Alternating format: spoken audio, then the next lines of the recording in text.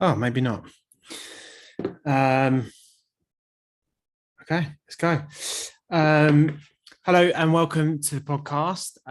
Today we have a special guest with us, Nathan, who I have known for quite a long time. And I've also had the pleasure of training over the years. So I think the best way to start is just for you to kind of give us a bit of a background on who you are, what you do, and then we can kind of talk about what adventures you have been on. Okay, so I'm Nathan. I work in the army. I'm a captain in the army. I'm just an engineer essentially. And every now and then I go for a little run. I don't really. Yeah, so I guess the main reason I wanted to talk to you was because you recently took on Marathon Des Sables and came out the other side to kind of tell the story.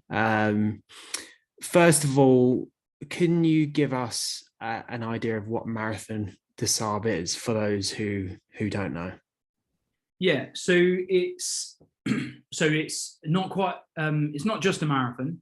A lot of times when I said to people, "Oh, I'm going to go and do Marathon Des Sables," they'd be like, "Oh, right, a marathon." I'm like, "It's a little bit more." So it's approximately 6 marathons. It changes every year. The route changes every year. So sometimes it's a little bit shorter, sometimes a little bit more. I think mine was. So they say it's approximately 250 kilometers. Mine, I think, was just shy. I think it was about 230 something kilometers. Yeah. Across the Sahara Desert, across it's 6 days of running or of event, and then there's like a rest day in there as well. But that rest day, you might still be running from the day before because that's the long stage. Mm-hmm. And you also carry all of your own equipment. Yeah. So apart from water and apart from the shelter, you carry your sleeping bag, roll mat, food, all of your food for the week, medical equipment if you need anything. Which is actually quite a big thing. Like you're carrying all your kit, right? Yeah. So particularly the food. The food is really, really weighty. And I mean, so I think the lowest weight you're allowed to have, I think the minimum is, I want to say 6.5 kilograms. It might be 7.5 kilograms. But the maximum you're allowed is 15 kilograms. So there's quite a big kind of weight difference between the two. Obviously, the elite runners are going as light as possible, and they go the bare essentials. Whereas those of us that are probably middle of the pack will have a couple of comfort kind of items in there. Yeah. And those that are probably at the heavier end have maybe not done as much prep as they maybe thought. Yeah. So before we kind of delve into talking about the event itself, give us kind of a brief history of like what kind of sports and things you've been into before, because I know you've done some running like before this event, but nothing on that kind of scale, right? Yeah. So I'm not a runner, and it feels really odd saying that because all I've done recently is run, and I know that you've put out a lot of stuff on social media about what is a runner. I wouldn't consider myself as a typical runner as such. Yeah. My background is in rugby, so I've played rugby since I was 7. I think we met probably when we were about 10. Yeah. So I've been playing rugby for over 20 years or so. I'm a front row rugby player, so typically on the heavier or the bigger side on a rugby pitch. But I've never, since I kind of joined the army, I kind of slimmed down quite a lot. I then went through a big stage of putting on a lot of weight, and then I've lost a lot in like quite recently. But that was a driver towards the running. So in terms of like running I've done before, I basically I got in my head that I wanted to prove some people wrong, I guess. I wanted to raise some money for charity. Yeah. So I decided when I think I was 20 years old, I decided I was going to run 10 marathons before I was 30, with the last one being the Marathon des Sables. And so I ran, I think I was at number 6 by the time I joined the army. Yeah. And then with the training and with being away with the job, things kind of, the pace on them slowed down a little bit. So I then ran my 7th and 8th in the last 5 years or so. And then I didn't get to do the 9th because of COVID. And then I was due to run Marathon des Sables in 2020, which would have been before my 30th, but it was obviously postponed. So I didn't get to do that until this year. So, but you say you're not a runner, but you've done a fair amount of running, right? Yeah, and that's what I mean. It feels really weird to say I'm not a runner. I wouldn't like. I'd probably like recently and since I did MDS. Yeah, I'd say I really enjoy it now. Beforehand, like my first marathon, I remember it was London Marathon. I think it was 2011, and I remember running, and I always used to have a Bluetooth earpiece in, and I would just say to like my friends and family, I was like, just give me a ring, like I'll be running around, but just give me a phone call. And James, my brother, rang me, and I remember because I was just by the Cutty Sark, I can't remember how far in, it must have been around the 16 to 18 mile point. And he was like, go on, keep going, like you're doing brilliantly. I was like, don't ever let me do this again. Like this is so hard. Like I'm never doing it again. And then the next year I ran Edinburgh Marathon, and he rang me again. I went, I told you not to let me do this again. Why am I doing this again?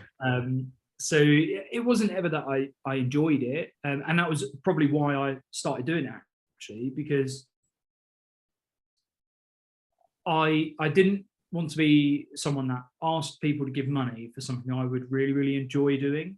And so I wanted people to know, like, I was putting myself through it. I'd earned that donation, if you kind of get what I mean. And it's just so happens that I kind of got the bug for the event, and I started loving the events.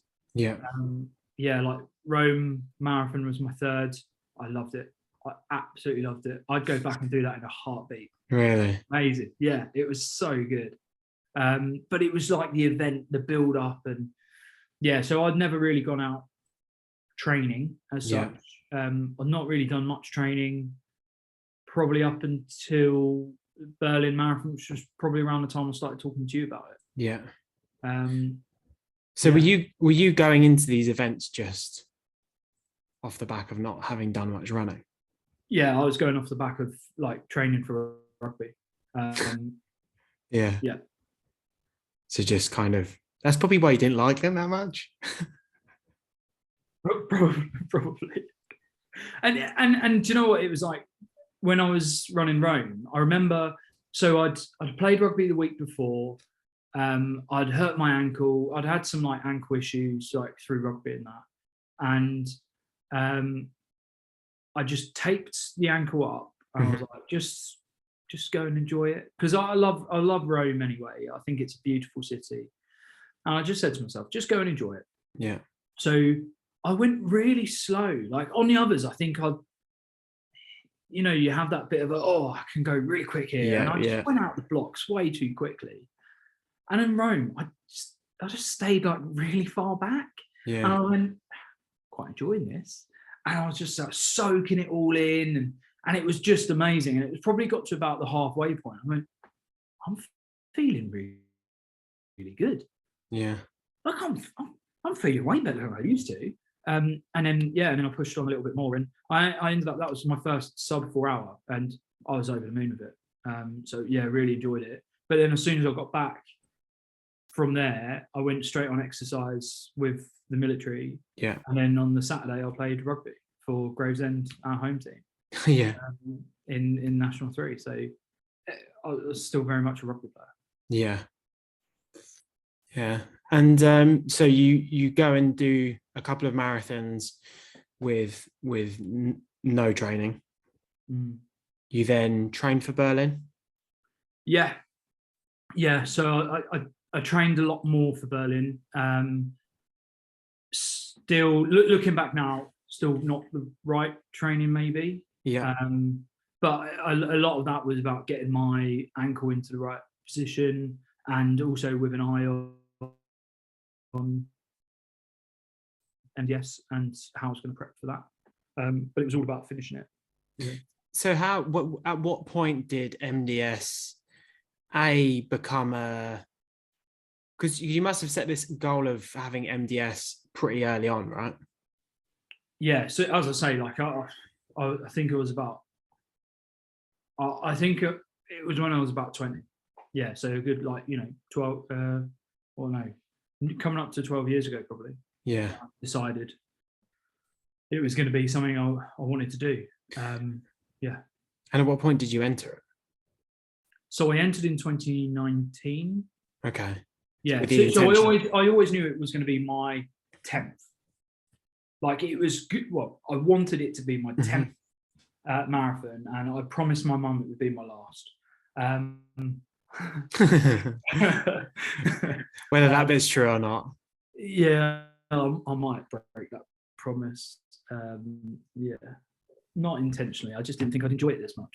Yeah. So I always knew it was going to be something, but when I entered, I actually did quite a bit. Because I was working with you, a fair bit, and I thought I was probably in a good position to complete in 2020 when I was due to do it. But I don't know if you remember or not, but I just about maybe 2 or 3 months before the event, because I was still playing rugby. Yeah. I was playing rugby and I injured my ankle. Yeah. To the point where I couldn't walk uphill, I couldn't jog at all.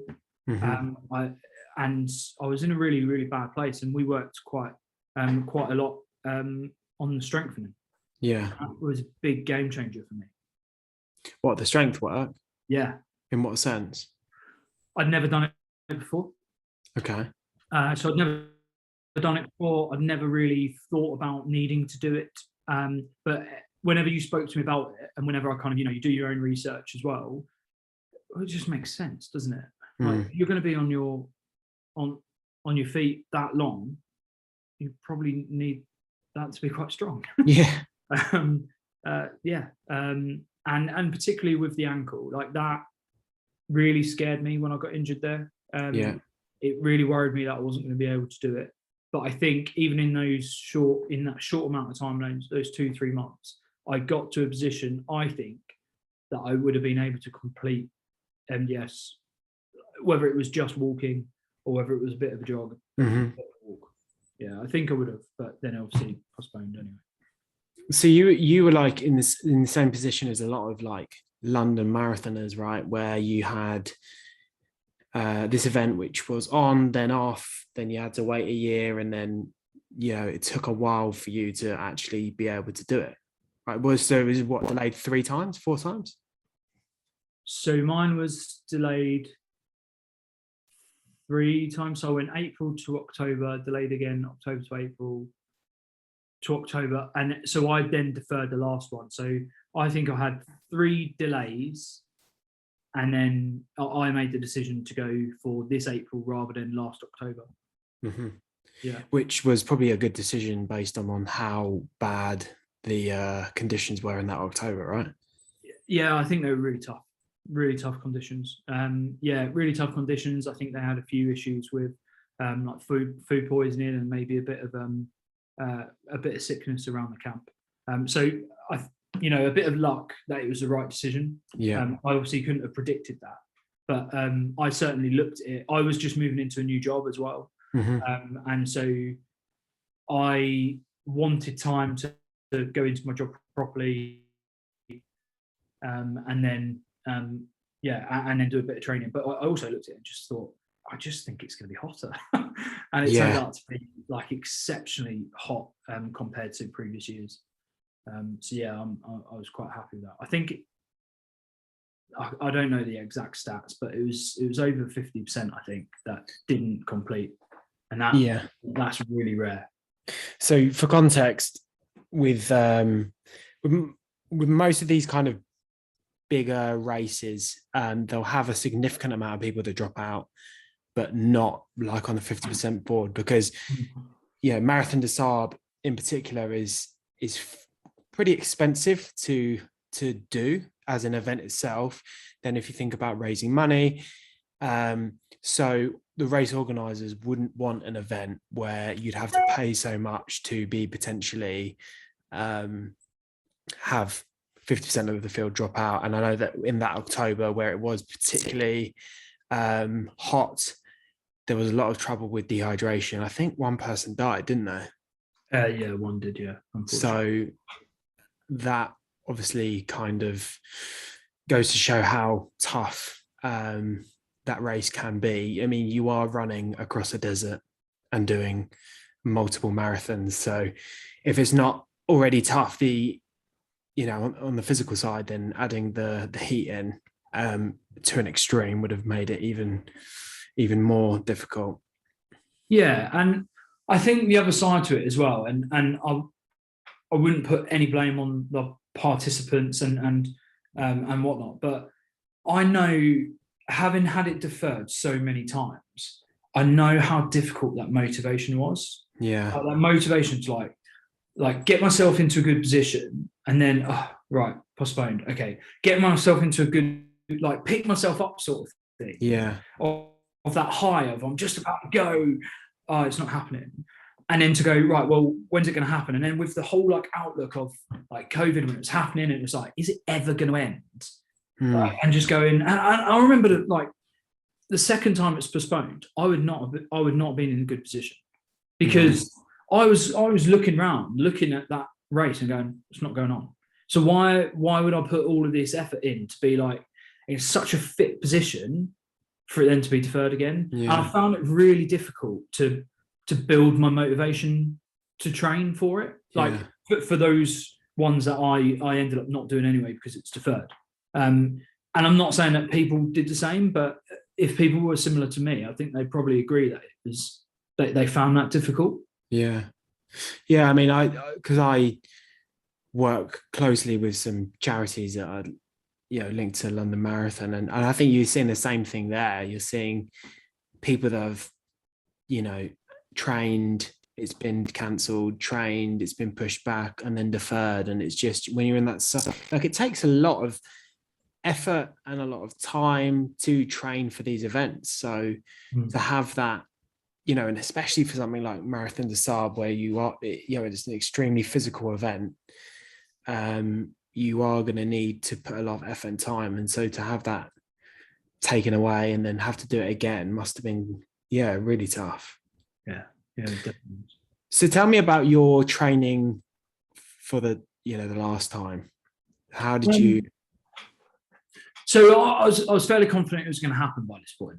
Yeah. So there was a mindset shift straight away. Like immediately, I was like, right, this is happening.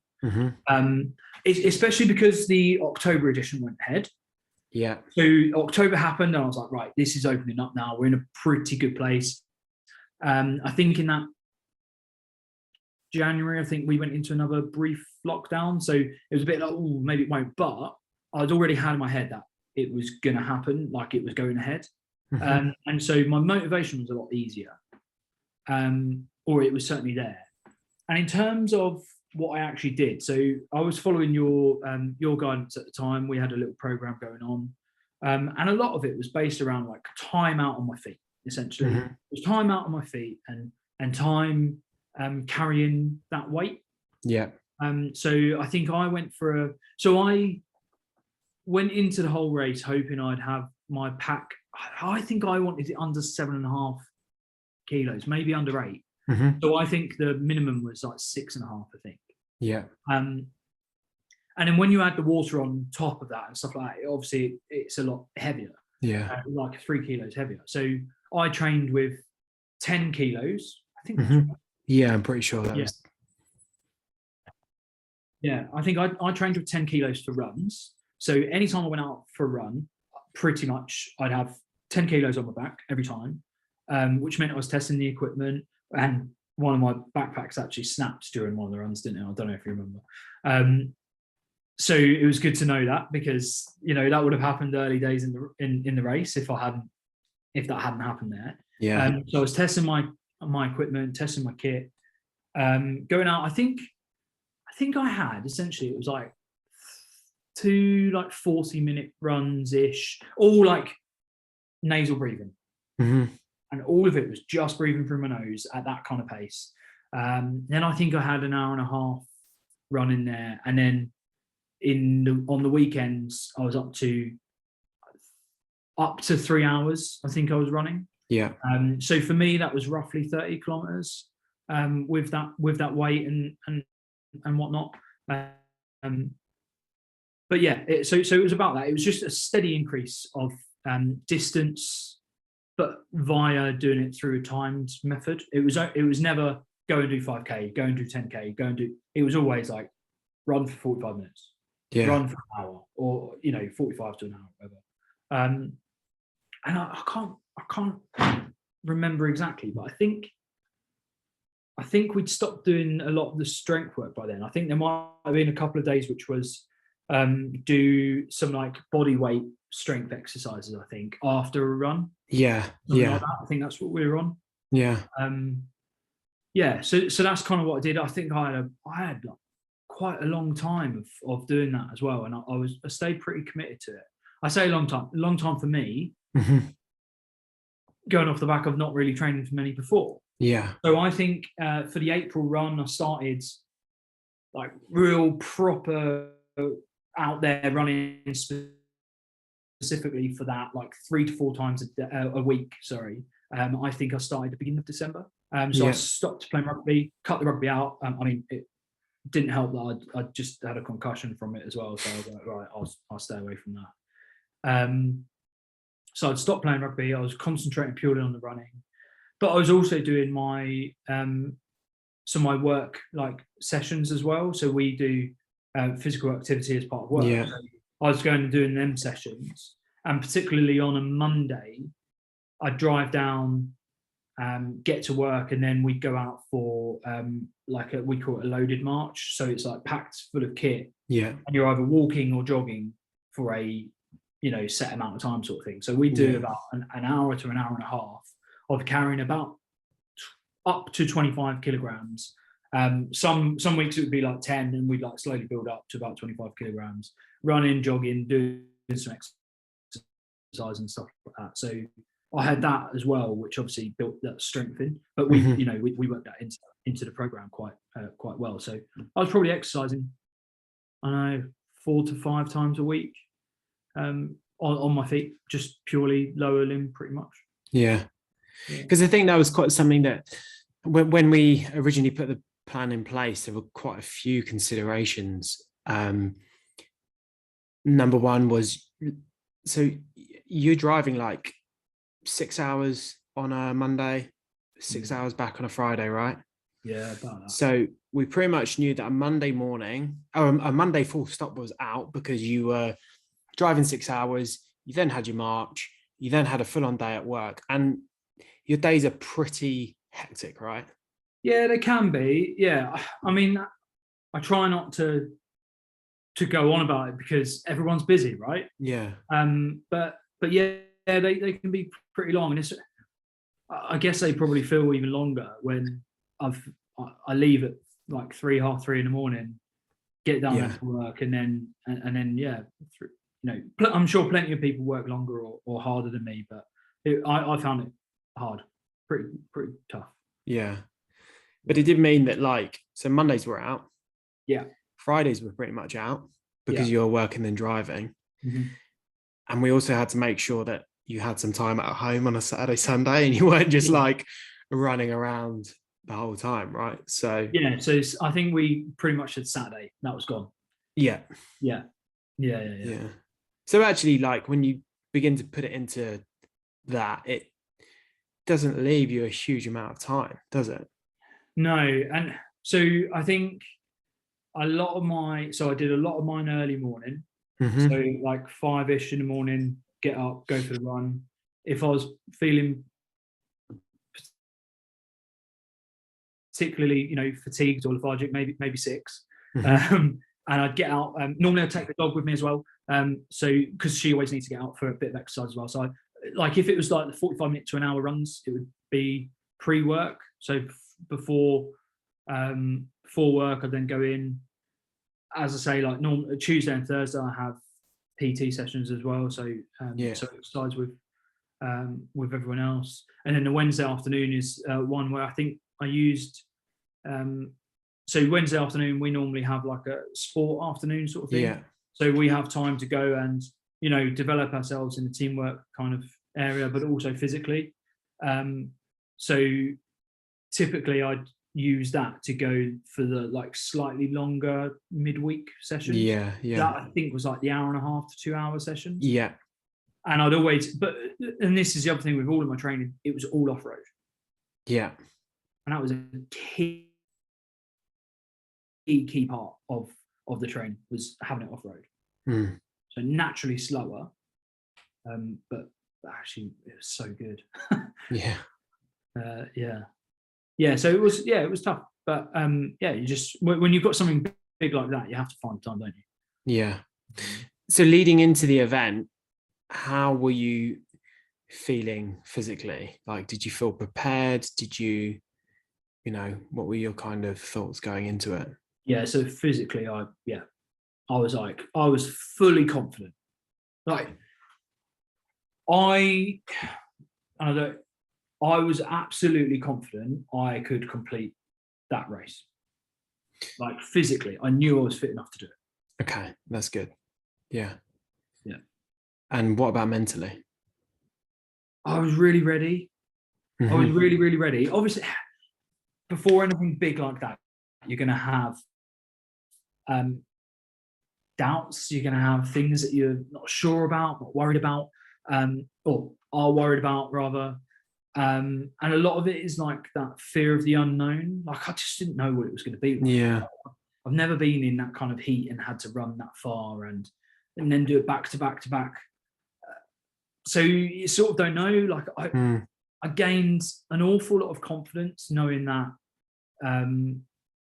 when we go out of work, we're out for weeks on end, carrying kit, eating, whatever, sleeping on the floor. Like, I knew I could do all of that. So that was like not a concern for me.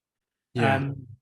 And it's something that probably a lot of other people worry about. They worry about that first night sleeping on the floor, or they worry about the toilet situation, or eating food that they don't like. I just didn't have that worry. So like, mentally, I was probably in a really good place because I was confident with that side of things. So I was confident I could do my admin well, and I felt physically fit. So I probably went into it, in a really good place. And then it wasn't probably until like the few days just leading up to it, that's when I started worrying, because that's when you can't do anything else, right? Yeah. You're like, have I made the right decision on that bit of kit, or have I trained enough? Or and that's probably the last few days before, probably when it was like, because that's quite like late to be, because I tend to find that it's in those latter stages of the final few weeks that people panic about, have I trained enough? Do I have the right kit? Do I have everything? But from talking to you, you always seemed pretty, like, I always, from talking to you, I always thought you were confident in knowing you could complete it but I always got the impression that was more from like a mindset point of view. Not that I didn't think you were in a good place to run it physically, but you tend to have, I don't know, like, I thought it was more, from my impression was, it was more like you were just in a place where you knew that you would get it done from a mindset point of view. I think this is the first time that I got the impression that you had really felt like physically you were in a good place. So, like, mentally, I always knew I was going to finish it. Yeah. Like, and however that comes across, like, it's just something that I've always kind of built in. I knew I was going to finish that race. Like, I'd done an awful lot of prep of like talking to other people. I went down to the expo and had like presentations from people that had done it before. And I always kind of modeled myself on like that average. And then we had a brilliant briefing from some guy that ran for the London Ambulance. Was it? No, the Air Ambulance, London Air Ambulance, I think it was, years ago.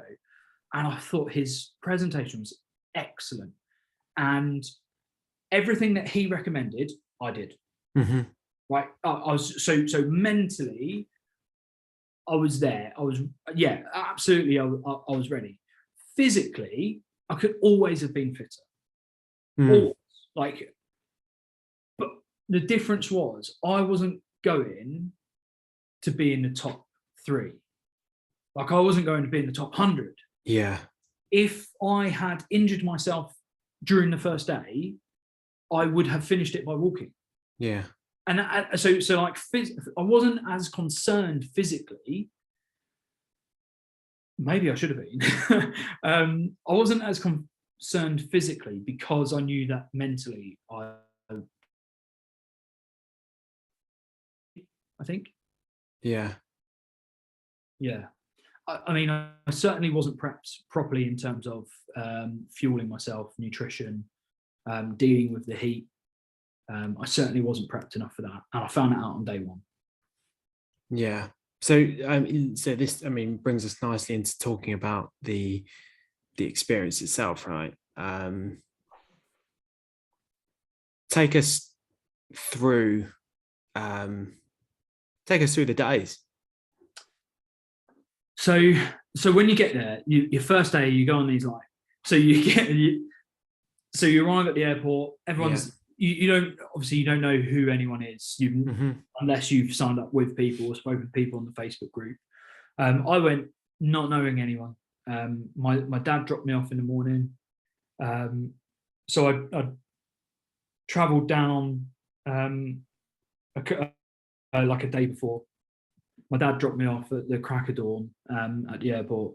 You go through, you see all these people with the backpacks, and you're like, all right, they're on the same thing. Yeah. You get on the plane, you have a little chat. So I had a lovely chat with this guy called Pat from Ireland. He travelled over. Unfortunately, his friend had just tested positive for COVID the day before. So they had both been in London together, due to go out and complete it and compete together. And then, last minute, he was just like, got his notification through on his test result, positive, can't go. So in the UK at the time, I think you didn't need COVID tests or anything like that, but for Morocco you still did. So he just had to go home, and like, gutting for him. But those lucky ones of us that were on that plane were on there. You then arrive at touchdown in Morocco, and you're in this massive queue, like at the airport building, because it's a tiny little airport, and they're checking everyone's like documents and stuff like that. So you're just waiting. All these other people, there's kind of this little like buzz of excitement. And I met this guy called Jamie, who is a football coach for Man City. And I just kind of said hello to him in the queue as we go through, sat next to each other on the coach, having a good chat, like, oh, what do you do, blah blah blah. And I mean, that's one thing about the whole experience, like the people you meet, amazing. So he's rowing the Atlantic this December, I think it is, on the Talisker Whiskey Challenge. So he's rowing solo across the Atlantic to raise money for the charities that he's supporting. So so I met this guy, got on the coach. You get this little lunch bag of like dates and various other stuff, a tin of tuna, and not like a gourmet cuisine sort of thing, but so you have it, you eat it. You stop off at this lovely little canyon, and then eventually you get to the site, and everyone's like trying to figure out where they're going and where the tent is and all that kind of thing. And as I arrived at the tent, this guy Jamie was like, "Oh, that's my tent as well." Oh, really?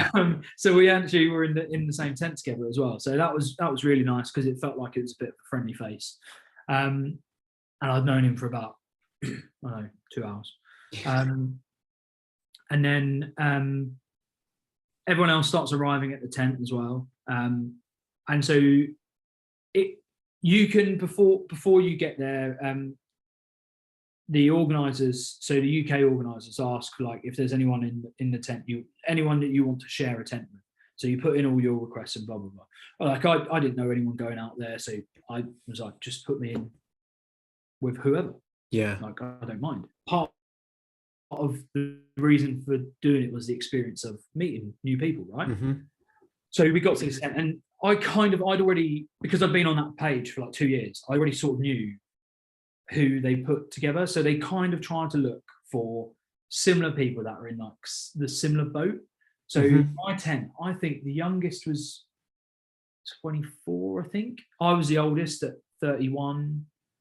In fact, yeah. So youngest I think was 24, 25, something like that. Oldest 31, all male, all out there on their own, all just doing like this random experience just because it was a challenge that they wanted to do. So we bonded really well, I think, across the week or so. And yeah, we had a good time. But yeah, so day one, everyone turns up at the tent, you say hello, everyone's a bit like, oh, how heavy is your pack? Yeah. What kit and equipment have you got? Jamie, the guy I spoke about, I think his pack came at like 12.5 kilos. It was so heavy. I was like, mate, what are you doing? And he had like all of this food, like so much food. And I'd gone to like the minimum requirement was 2,000 calories a day. Yeah. So I had gone to 2,000 calories a day. I think a couple of days I had a little bit more, like to 2,400 or something like that. But that's just because of the type of food that I wanted. It went slightly over or whatnot. But I went like minimum. He went all out. Like he was going to eat like a king. So first day you kind of all like checking that out, and then you go for like this amazing meal that they put on for you, and they give you a can of beer as well if you want it. So I had a beer, and we were all like, oh, we're having a beer. And then there's like loads of people who like proper like I'm like so focused on this race that were like, no, I'll just have a Coke. Yeah. Or whatever. I'll have a beer, guys. Like it's way too late to worry about any of that. Yeah. So there's a few of us have a little bit together, and that was it was just really nice, like nice chilled atmosphere, that little slow like bubbling of excitement. And then the next day was what they called a technical day, and that's where you go and have everything checked. So all of your kit you have to have packed by that point. So if you have any like comforts or anything, you put that in your bag for the hotel afterwards. So you put that in that bag. Mm-hmm. You purely have the kit that you're going to take on the race, and then they go through, they check all your kit, make sure you've got all the mandatory equipment, they weigh it to make sure you're overweight and also under the maximum weight. They check all your medical documents because you have to have an ECG done before you arrive out there. They check all of that kind of stuff. You get a picture taken of you, like, pre-race sort of thing. And then that's you pretty much done for the day. Like, so the queue is massive. And you're sent in like number order or whatever. But yeah, once that's happened, that's you done. Then you have your lunch, you have another meal in the evening, knowing that the next day, the next day is race day, and that's when you're on your own food. Mm-hmm. So yeah, you have that kind of day. You've got a few people like, well, we're gonna go for a little run. I'm like, I've got plenty of running to do. Yeah. Like, I'm just gonna chill out. I'm gonna relax. I'm gonna like just soak it in. I'm gonna go and chat to a few people in different tents, say hello, like kind of look at what's like the scenery's like, and yeah. So and also like you get the map book. So I wanted to have a little look at that as well. And kind of, I was in the stage of like mentally preparing myself for the fact that the next day was the start of like 6 marathons back to back in the grand scheme of things.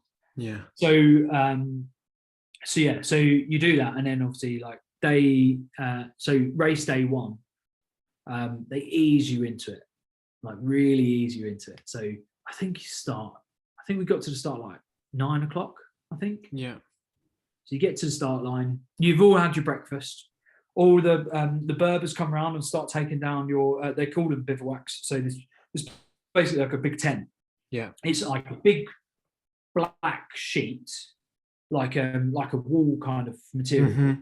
They just put up with sticks, and then they put a big rug underneath, and then that's what you sleep on. So the idea is the first person that gets to the tent each day is meant to go and like get rid of all the big stones and stuff, so people aren't like, you know, able to sleep properly. But that didn't always happen.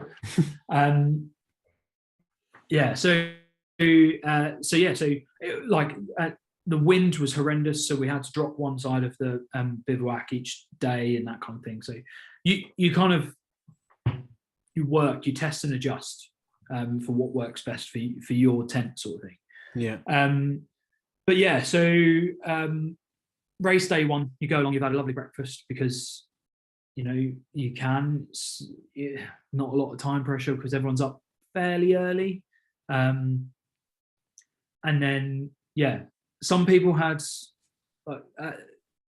like cooking, like fuel blocks and stuff so that they could cook water and then have hot breakfast and stuff. But I wanted to save weight, so I didn't go for that. I've had plenty of experience of eating cold food. It didn't really bother me. Mm-hmm. Didn't bother me the whole week. I'm really not fussed by a hot drink or hot food, so I stuck with just eating cold. So I think I had muesli most days for breakfast. Yeah, get to the start line. And then there's Patrick, who's the race director, and this other guy is like translator. So Patrick doesn't speak a word of English. Really? Yeah, doesn't speak a word of English. So he goes up and he starts giving this announcement in French, and everyone's there, and it's like, you know, it's all building, you're all ready, and you're either with your walking poles and your gaiters on, because you all wear gaiters to keep the sand out of your shoes. Mm-hmm. Everyone's got their hats on. It's just, you're all kitted out, and the atmosphere is there, and it's amazing. And then he starts talking, and he carries on talking, and then he talks a little bit more, and then the translator comes over, and you're like, can we start now? Like, we've stood here for ages now. And you're like buzzing with your mates, and you're like, I say your mates, the people you met 2 days ago. And you're like, oh, I'm ready. But of course, then everyone's like, oh, where am I going to go? Like, how far forward am I going to go? Well, I'm going to try to get to the front. I wasn't bothered at all by that. I was like, I don't know if you remember, we had like a game plan. Yeah. Walk day one. Yeah. That was it. That was pretty much my plan. It was like, ease yourself into it, walk day one. And I forgot to say, so at the end of every night, you get emails. So your friends and family will have sent messages through. So every night you get printed out, you get these messages from friends and family. And I think it must have been the night before we got our first lot. And one of my colleagues from work, he sent me, so we'd spoken a lot. He's big into his endurance running as well. Yeah. John Buckley, his name is. He's brilliant. He's excellent. But he did like a big old run with loads of soldiers and stuff, and he's really, really into it. He loves it, and he was following me so closely. It was excellent. When I came back and I saw all these like tweets and stuff, I was like, it was so heartwarming. But he pretty much wrote to me every day, and a day before the run, the first day, he just wrote to me and was like, "Run your race. Like, that's it. Like, just run your race." And I'd spoken a lot to him about it already, and so it was like words of the quartermaster in my head of run your race. Yeah, which was to walk day one. So everyone flies out of the gates. So first of all, the announcement finishes, and then they play Highway to Hell. Everyone's like, "Way!" It's like the theme tune. Every single day they play Highway to Hell. Oh, really? Yeah, every single day. So you have this race brief, and then it's like they tell you how many people were on the race, how many started, how many have dropped out the day before, or whatever it is, and then it goes into Highway to Hell, and they're all singing it, and it's actually quite cool. You get like birthdays, people's birthdays. We had one person during the week proposed to his other half, So there was an engagement as well. It was really good. So yeah, play Highway to Hell, and then it's off you go. So yeah, I just started power walking. Essentially, I had my walking poles, which I practiced with, and I just went off. Just like it was this rhythmic kind of clicking every time, and that was me. And that was just all I had to do for I think the first day. I don't know if you can remember. I think it was 30 kilometers. I think was it was around that. I think 30, 31. Yeah, so it was about that. So 30 kilometers first day. I just walked the whole thing. Went past loads of people, said hello to loads of people. I had 2 flags on my pack. I had my REME flag, which is the Royal Electrical Mechanical Engineers, which is my corps. So I was running for them, and I had the GB flag, obviously. So I had people like coming past me going, "Oh, REME on tour," because they were clearly either had served before or they were currently serving. Yeah. And there were some people whose spouses had been in the forces, and they came and like spoke to me and chatted to me, and it was just lovely to talk to. Like loads of people going by. When you go past someone and like struggling a little bit, like go on, mate, like keep going. But everyone's got their numbers on the back and the front. But under the number, it has your name. Oh, you nice. You just say, "Go on, John." And I think John was one of your clients. No, John. I know John through a couple of friends. Right. So there was this guy called John who would just walk past. Like, "Go on, John," and he's like, "Cheers, mate." You know, and it was just lovely, that kind of whole atmosphere. And I stepped to one side, took some pictures, and I just went slow. Day one, I met a few people as we're going along, and kind of you drag on with other people. They help you through it. And then one of my tent mates I actually caught up with right near the end, probably about 4 to 5 kilometers until the end. So I caught up with him.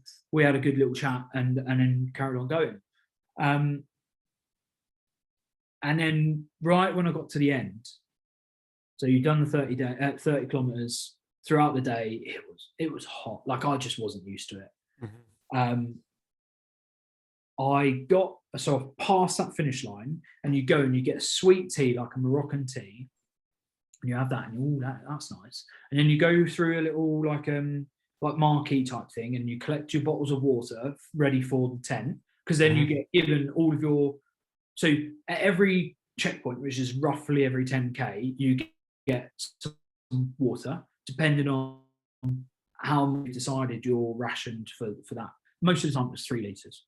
So it was roughly 3 liters every 10 kilometers, something like that. I had my 2 water bottles there. I filled one up, would drink the rest, and then on the first day, I was like, I don't need this other bottle. So I'd like either give it to someone else, or I'd empty it and chuck away the bottle. So yeah, got to the end, collected, and everything just started closing in.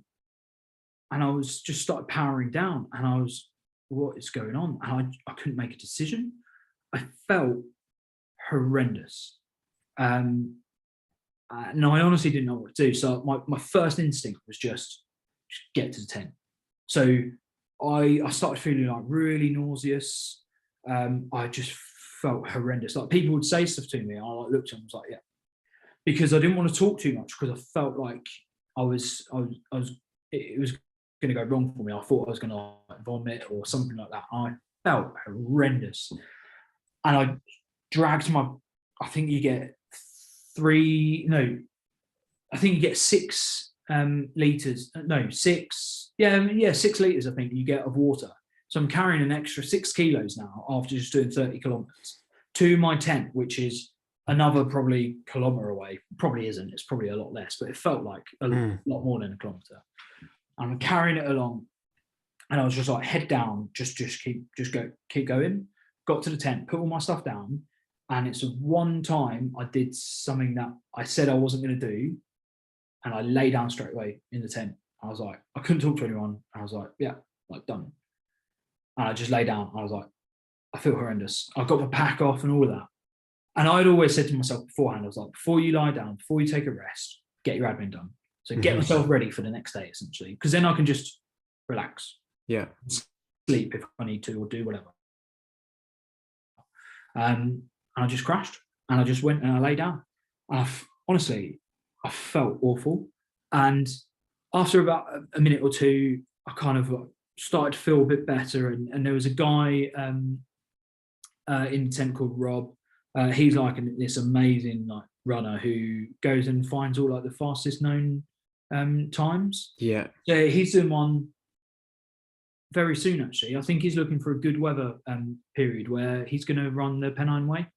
Nice. Yeah, so he's going to try and get the fastest known time unsupported on that. Amazing. I just turned to him. I went, I'm feeling awful.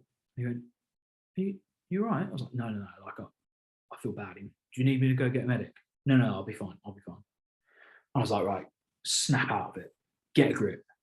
And I put my stuff up and I got out of the tent to start doing my admin. As soon as I went in that heat again, I crashed. Like, it was dark. And I just went, oh my God. And it just kind of, something in the back of my head just went, this is heat. This is a heat injury. So it's something that we're taught a lot about at work. And I went, right, what am I going to do? And I just went, right, I need to lower my temperature. So I had like a buff. So I wet my buff with a bottle of water, wet the buff and just put it on my head. And I just lay there with this on my head. And honestly, less than 2 minutes, I was like a new man. Like, I was completely revitalized. And I was like, I can't believe it. Right. Okay, right. I can get my admin done now. And I went back out in the sun. I was absolutely fine. I'd overheated. And it was a combination of not drinking all my water. So as I said earlier, I felt like I didn't need them extra bottles. I did nothing to bring my temperature down during the entire day. I probably wasn't taking on enough salt tablets. So you get this little bag of salt tablets. And they say take one with every bottle. It might have been one with every 2 bottles or something like that. I think that's for an average sized person, that they have. I probably sweat a lot more than a lot of others. So there was a guy in my tent called Tom who was like, no, mate, like, you're similar size to me. He's a rugby player as well. I take a salt tablet every half hour, I think he said. I went, right, I'm going to do that. And I hadn't fueled properly during the race. So I remember telling you when I was training, I was doing like 30 kilometers or so. Yeah. I wasn't taking any fuel with me. It was the same problem I had in the London Marathon. I crashed around 18 miles because I didn't refuel. I didn't do anything. So yeah, I really piled in. Suffered from that heat injury day one, but it was a turning point for me. I learned so much from it. From then on, every single time I got to a checkpoint, I took the 2 water bottles. I filled my water bottles up here, which roughly took one whole, so it was 1.5 liters. Yeah. So that would go into my 2 on my chest. I would then use the other one to drink a little bit there and to wet my buff and to wet my hat, and I'd put it on my head and I'd cool myself down. And every single checkpoint after that for the next 5 days, that's what I did. I took my salt tablets every half an hour. And I fueled during the race, unbelievably. That was, like it, but also like I made the decision to fuel earlier rather than later. Like, there's no point fueling when you're crashing. No, it's too late. Too late. Yeah, too late. So and it was kind of like a light bulb moment for me. I just went, I need to fuel when I'm at like 10 kilometers or 20 kilometers. Right, I'll refuel at like 5. So at 5 kilometers from then on, pretty much, I started taking on food. And then every like 5 or 10 kilometers or so, I was taking on food. Yeah. Game changer. I couldn't believe it. So that was like day one. And day 2 was, I say day 1 as in race day. So race day 2 was probably the hardest mentally. So we had sandstorms up to like 100 miles an hour. In parts of the sandstorm, there's reports. Now I didn't have a thermometer, so I don't know how hot it got. But some people said that the heat got up to about 45 degrees Celsius, which obviously is hot. Yeah. But others say that it didn't get anywhere near that. But I don't know. I wasn't checking the temperature. Yeah. But it meant I couldn't talk to anyone because I was in the middle of a sandstorm. Like my head was down and I was just concentrating on going forward because otherwise it was all getting in my eye. And I don't think I hit. So I think day 2, I want to say it was 38 kilometers, but it might have been less. It was another 30 something kilometers. Was that quite lonely? Really lonely. Yeah, that's why I said, although you are running a race, or walking a race with people, it's quite isolating, those conditions, right? Yeah. So when I say it was like really tough mentally, it was that. It was that, and yeah, it was a constant battle. And if you weren't in sandstorm, you were in dune. And the problem with dunes is that every time you go forward, you feel like you're going backwards. Because the moment you push, you're like, I'm not moved. Yeah. And it took me so much effort. So I think I was in sandstorm for about 18 kilometers, I think, which is a lot. long time. And so I remember when the sandstorm first came in, and I was at a checkpoint, and it was like you were to go along this plain, cross some dunes, go up a jebel, which is a big hill, like a mountain type thing, but not as high as mountain, I don't think. Come down the other side, plain until the bivouacs. And I literally came out this checkpoint and it all started, all the sandstorm, and I went, right, okay, I'm just going to follow the person in front because it's the safest way, right? And as I crossed, there was a little bit of a drop. All the entire route was marked with like pink spray paint. Yeah. I just looked over and went, all the pink spray paint was over probably 200 meters to my left, but everyone was walking directly in front of me. Well, they're all on the wrong path. So like they've literally just followed the person in front and followed the person in front and front. I went, right, I'm going for the proper route, because in my head I was like, I might be able to cut a corner and get in front of like 200 people. Yeah. So I cut across, went straight to the pink markers, and then I was just walking from pink marker to pink marker, and I couldn't see anything. So I'd even isolated myself even more. Yeah. I didn't have any music in at that time because I felt it was too early on in the week. I was literally just trudging forward with my head down on my own, with my own thoughts. It was awesome. Yeah. When do you get the time to do that? But it was really hard, really, really tough. But I came out the other end of the kind of the big sandstormy part, the dunes, which were a nightmare, and there was still sandstorm in the dunes as well. And then we went on this like flat, rocky part before the jebel. And I just started doing a bit of a jog, getting past, just moving past people. And got to the jebel, went up the jebel, and it was really hot at this point. Loads of people were flaking and like kind of sitting down, and you could see like heat injuries on people. I remember I got to one guy who's a French guy. I don't speak French. So I felt awful. I was like, you need water. Like, and he didn't want to drink any. He was like, no. And I just empathized because it was how I felt the day before. Yeah. And I was like, look, you need to do this. So I was like, right, I need to get some like medical help. But it was like halfway up a jebel. Yeah. And there's no medical staff anywhere near, and I didn't know how far they were. So I was like, there was a woman I'd met the day before, was a doctor.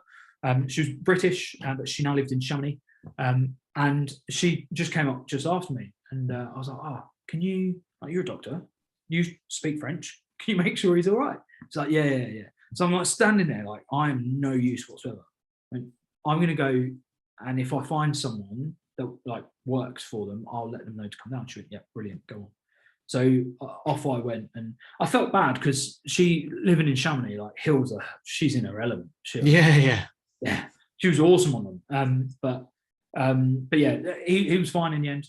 He was absolutely fine, and everyone came through. But there were a lot of dropouts. So yeah, we come down the other side of the Jebel, and then and then through a bit more sandstorm to the bivouac site. So that was day 2 closed, and the morale in camp was low. Right after a tough day. It took it out of a lot of people.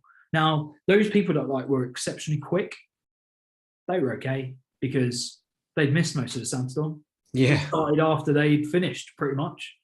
But a lot of people were in a really, really bad place. And what didn't help is that the sandstorm was in the bivouac as well.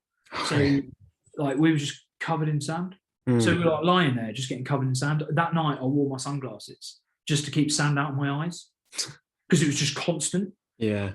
This is horrendous. It's all in your food. You couldn't do anything without there being sand. I know we're in a desert and that's obvious, but but it was just constant. So that was really tough, and morale was really, really low that day, which meant when we got to day 3, it all started a bit low, actually. But as soon as we started doing a lot more technical kind of work, so it was going up and down Jebels, which naturally slowed people down. So it naturally slowed people down. It was more interesting because it's up and down and not just flat plain.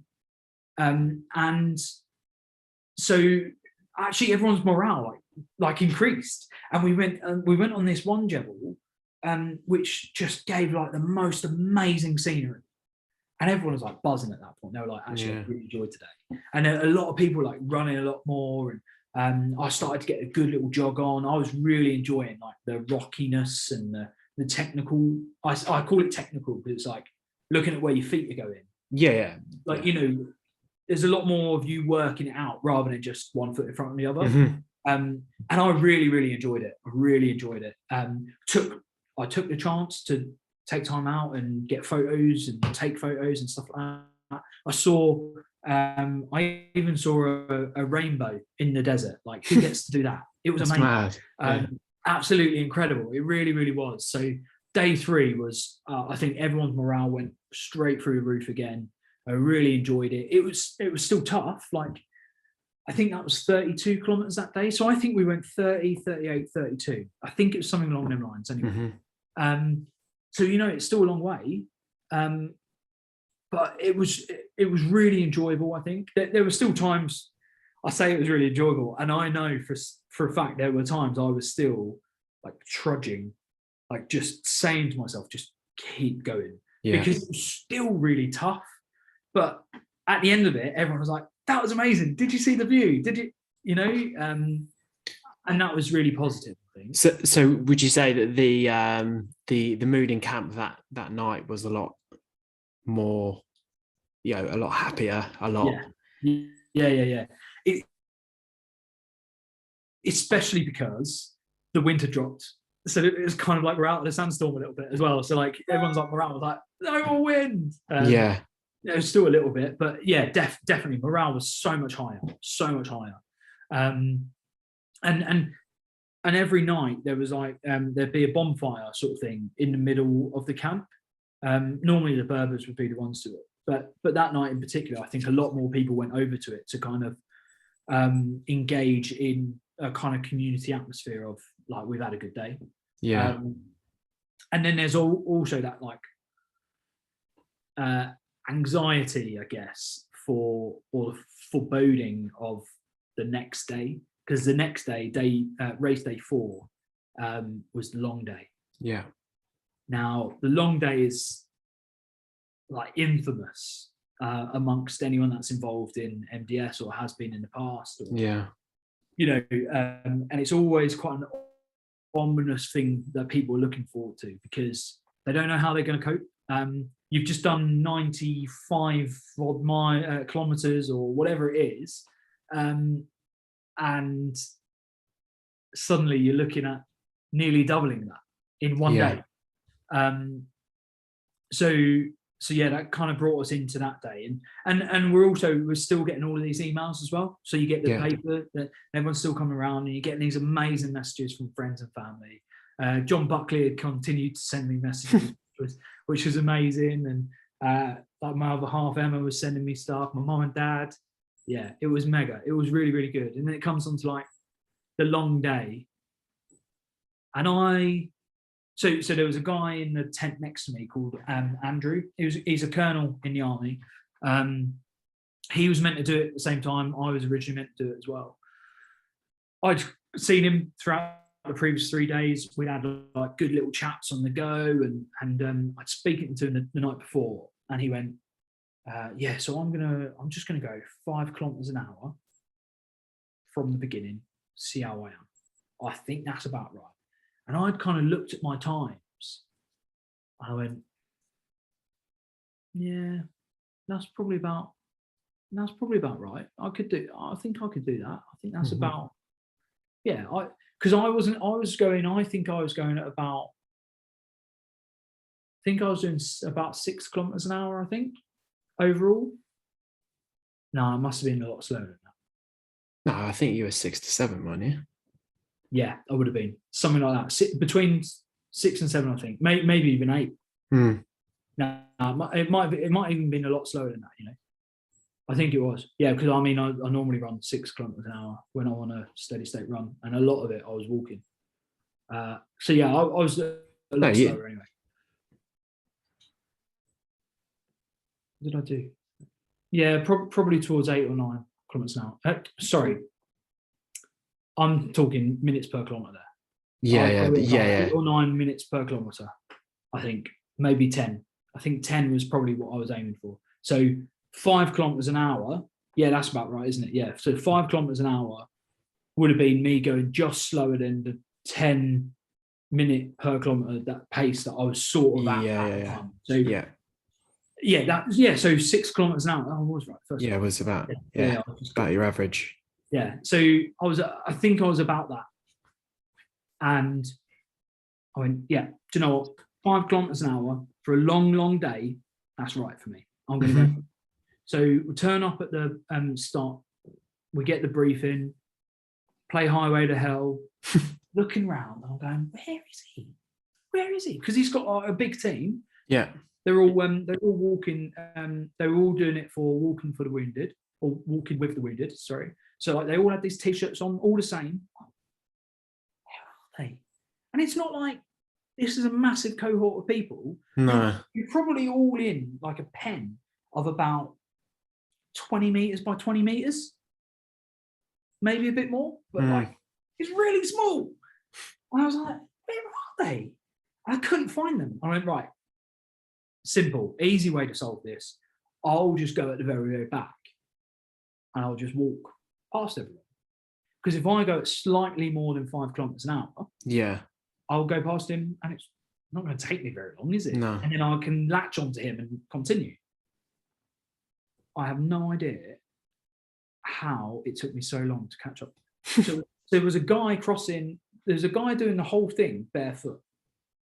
Right, astounding! What a guy! What mental resilience to be able to do that.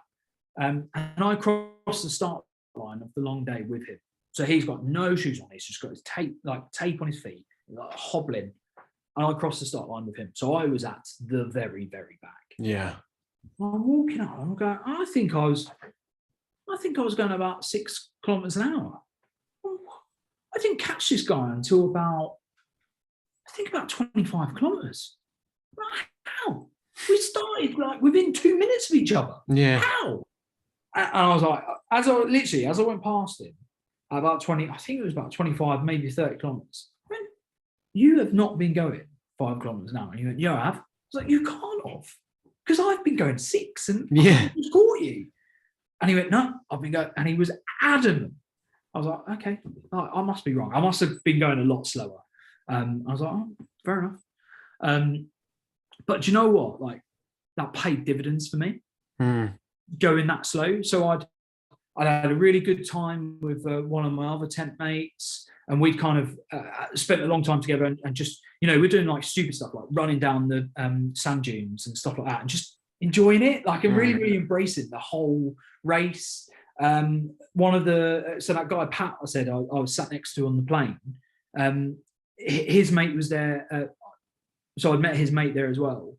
And I met him on that day, and we had a little bit of a chat. And I just literally was just growing into the race, and I was just started to feel like a lot better about it all. And I went, oh, I'm gonna have a little jog here. So I was like, so I said earlier there was one thing I said I was going to do, and that was walk the first day. I think there were a few game plans I sort of had, or parts of the game plan. Walk the day one, do my admin as soon as I get there, and run the downhills, jog or walk everything else. Pretty much. So that day I went, right, I'm jogging the downhill still. Like that was still the game plan. So that was what I stuck to. So I started jogging down hills, and I'm going quicker and quicker down hills, and I'm picking my footing really well. Like if you go in the sand dune or in the sand where everyone's gone before, it's a lot harder than going on sand that's untouched. Yeah. So I'm like picking my lane, going along there. I was having a time of my life. Like I loved it. And then there were so the rest of my 10 were all like a lot quicker than me on day one. Apart from that guy that I met right at the end, he was just there, just good experience sort of thing. But I had some like real elite, I say elite, other than Rob, who is elite, there were like some real good runners that I thought were really good. They're probably, I'd say, I'll look back now, probably about my kind of level on the whole. Yeah. But they had finished every day, they were like in before me. I was like, and I've got this natural competitiveness, which I was like, oh, like they all think that I'm, and I was like, oh, a bit gutted about that. Yeah. And so on the long day, at about 30, I think it was about 30 kilometers, I spotted them ahead of me. And I went, how are they so close? Like, because I've been taking it easy. So they must be in a bad place. And over the next kind of 10 kilometers, I was like slowly creeping on them. I met them at a checkpoint. They finished what they were doing at checkpoint, and they moved on. I did my stuff and I moved on. And I was really quick through checkpoints the entire time. I didn't stop at any of them, really. Like filled water bottles, did whatever I needed to, and then moved straight on. Whereas other people like sitting down, chilling out, relaxing. I was like, not got time for that.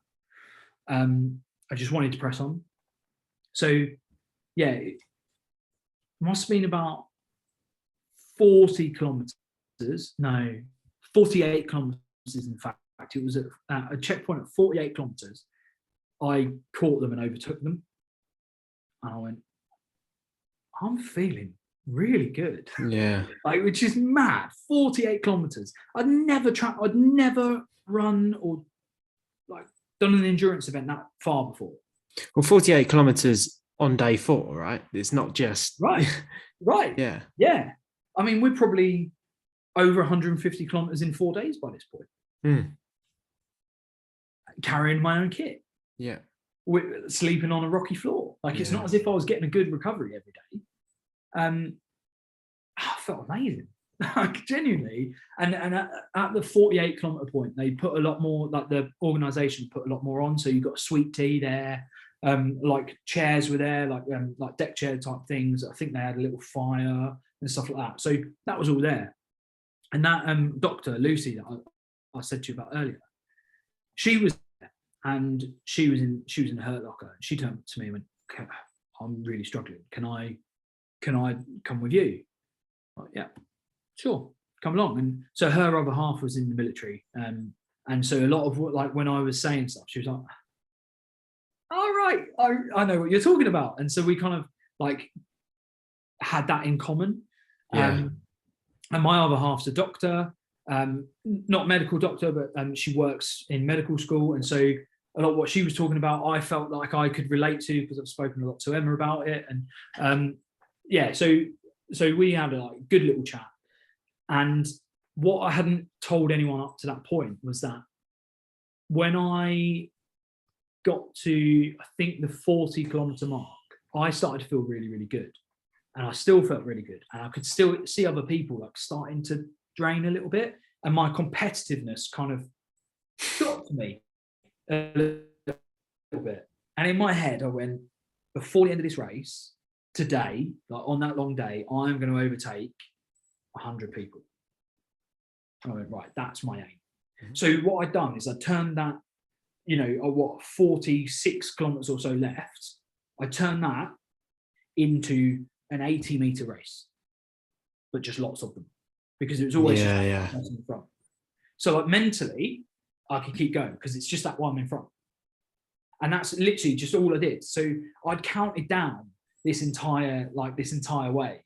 And at 48 kilometers, I think I was on 82. So in like 8 kilometers, I'd taken over that many people.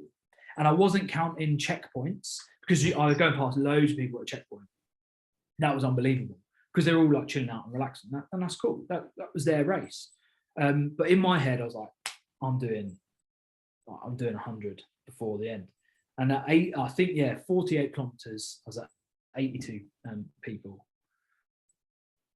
And I kept going. I told this girl Lucy about it, and she went, "Oh, right. Does that include me?" I went, "No, I haven't counted you yet."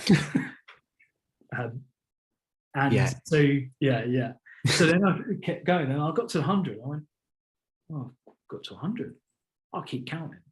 So I kept counting. And I got to about 120, and I stopped counting. And I was like, I did the 100 ages ago, so I'm just happy with that. I'll just keep powering. So at that point, like, she was like, it was a massive pickup for her to come along, because all she had to do was, as I said to you about the click, click, click. Yeah. All she had to do was get in rhythm with me and my pulse. Just click, click, click. And she could just focus on that. And then when I was starting to drain a bit, I could rely on her to pick me up and push me through that. And that was really, really, really useful. And so we did that. And there, like, before we went on the race, we were told overnight, just turn your torch off and just look at the stars. So we made sure we had time for that. I wasn't just focused on finishing. It was the enjoyment as well. And I remember, I think we got to about 80 kilometers, and our watches were both way out as well. So mine was at about 80, hers, I think, was about 76 or something. So we knew we had between 6 and 10 kilometers left, roughly. Yeah. Which isn't that useful, because I wanted there to be 6 left. I think it was about 80 kilometer mark. We went past this French girl, and she just went, "Where is the end?" We were like, "It's just up there. Just keep going. It's just up there." "Thank you." And we just powered on through. And it was just, everyone was in the hurt locker. Yeah. Like, was in a really bad place. And I know that sounds horrendous, but I was loving it. Not the other people being in the hurt locker, but I was loving the challenge, the distance, the push. Also, that it was dark now, and it was really, like, the temperature was really, like, quite cold. Yeah. I loved it. It was amazing for me, because I'd struggled in the heat. So I was having a great time, to be honest. And just in the silence, just click, click, click away, jogging the bits I could and whatnot. And just, I got into a real kind of power movement. And then we got to about, we could see the finish line, but we didn't know how far away it was. And I think, looking back now and looking at the terrain and stuff, I think it was about 6 kilometers away, which is a really, really long way. And it looked like it was a kilometer. Yeah. So it was like that never, like that goal that was never getting any closer. And you're trying so hard to get there, and it's never there. And then you have a little dip in terrain, and it would disappear. And you're like, oh, how far? And eventually we probably got to about, I'd say, a kilometer away. And I'd already worked out that if we pushed a little bit harder, we could get in before midnight, which was a really big deal for me. That was something I never thought I would do. But when it became possible, I then wanted it. Yeah. Because to say that I did the long day without needing a minute of rest in the rest day, like, psychologically for me, that's amazing. So I kind of said, look, we need to get going. She's like, no, it's still too far away. I went, no, we need to go now. okay. So I just started jogging, and then there were 2 people over to our left with that, like we can tell because like the torches are on and stuff, and they're like they're like moving in. I'm like, we can overtake these. Like I'm still being competitive, which is ridiculous. I'm like, we can overtake these, and I just pushed harder. And as we go in, and she was like struggling a little bit. She was like, I can't. And I was like, come on, like, of course we can do it. Of course we can do it. It's like 200 meters. Like, just keep. And I was just encouraging and driving. And we got in, and I think it was like 23:58 and 26 seconds or something. I was like, so close. Yeah. It was amazing. It was absolutely amazing. And I'd not felt like proper elation like that for a long time. And it was just amazing. And like, I was like euphoric. I was like, this is mega. And I'm like waving at the camera. And then the guy, there was a British photographer there, and he went, you need to turn your torch off, otherwise they can't see you. Like, good point. Torch off. Hi. Like, it was amazing. Yeah, I just felt incredible. And then about 3, so have your sweet tea again, and literally just went straight to my pit. 2 of the guys were in the tent already, so that was Rob, the fastest known time guy, and then a guy called Will Googe, who I know you're aware of. So they both like flown through, to be honest, and done really well. And yeah, I was the 3rd one in. I couldn't believe it. I was nice. Like, how have I done this? This is incredible. And then about 3 o'clock in the morning, about 3 hours later, the rest of the guys pretty much came in. And then it went into rest day, and then just to go back like ever so slightly, how many people would you say were there taking part in the event? So I think it was 9. So signed up to the event was about 1,200, I think. Actually arrived in Morocco, I think was just over 1,000. I think started day 1, crossed the start line, I think was 960. Might have been a little bit less, but I think it was roughly those numbers. How many people? Go on. Yeah, how many people were dropping out a day? Do you know? 5 to 8. Okay. Yeah. But the reason I asked is just because, like, when you were saying about, obviously you started day 4 at the back, right? Yeah. And the fact that in the space of that time you overtook 100 people, which is, roughly a ninth of the competitive field. Like, no, I say competitive field, but do you know where you ended up on day 4? Like finishing? So, I think I was 248. I think. Which is pretty mad, isn't it? Like 4th day. Yeah. Yeah. Like, honestly, I was elated. And yes, so when I say like 100 people, that was only because and that was only from 40 kilometers up to say 55, 60. Yeah, that was the 120 you counted, right? Right, and that was also like not the ones I count. Like, I didn't count ones in the checkpoint. I didn't count the ones before I even started counting. I didn't start counting until about 30 kilometers. But you passed over 600 people. Right. Like, it was honestly astounding. Yeah. It was amazing. So you then go into rest day? Then go into rest day, and it is really that. It is like, so you've got people still arriving in. So I think it was, how many hours was it? I want to say it was like 36 hours was the time limit for the 86 kilometers or so. Yeah. So there were still people coming in.